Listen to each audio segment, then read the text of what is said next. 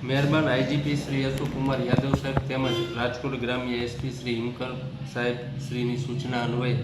SOG PI Pargi તથા SOG PSI નિયાત્રા તથા એસઓજીને જરૂરી સ્ટાફ ખાનગી હકીકત જે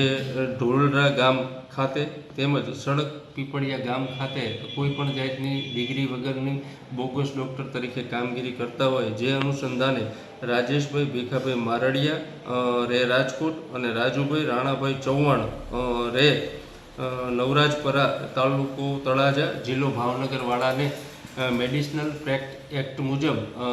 કોઈપણ જાતની ડૉક્ટરની ડિગ્રી ન હોવાથી તેઓના વિરુદ્ધ મેડિસિનલ પ્રેક્ટિસ મુજબ ગુનો દાખલ કરવામાં આવેલો છે અને તેઓની પાસેથી જુદા જુદા પ્રકારની એલોપેથી દવાઓ ઇન્જેક્શનો તથા બોટલ એમ